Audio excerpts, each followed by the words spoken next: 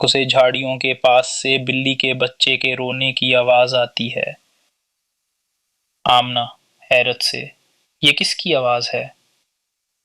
آمنہ امی سے، امی امی دیکھیں مجھے کون ملا۔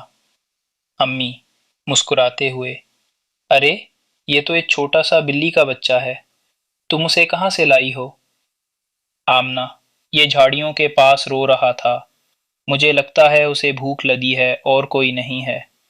امی بیٹا، ہمارے دین اسلام میں جانوروں پر رحم کرنے کا حکم ہے، اگر تم اس کی مدد کرو گی تو اللہ بہت خوش ہوگا۔ آمنہ خوشی سے، سچ میں؟ تو میں اسے دودھ پلاؤں اور اس کی دیکھ بھال کروں۔ امی بالکل، یہ نیکی کا کام ہے۔ ایک دن آمنہ اور بلو صحن میں کھیل رہے ہوتے ہیں۔ آمنہ کی گیند ایک گہرے کنویں کے پاس جا گرتی ہے۔ آمنہ پریشان ہو جاتی ہے۔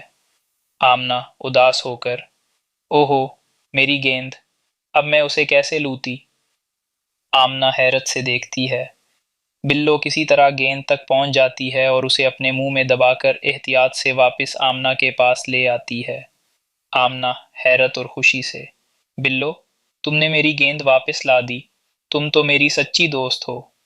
آمنہ بلی کو گلے لگا لیتی ہے، یاد رکھو ہمارے دین اسلام میں چھوٹی سے چھوٹی نیکی بھی بہت اجر لگتی ہے۔ جب ہم دوسروں پر رحم کرتے ہیں، چاہے وہ انسان ہوں یا جانور، تو اللہ ہم پر رحم کرتا ہے۔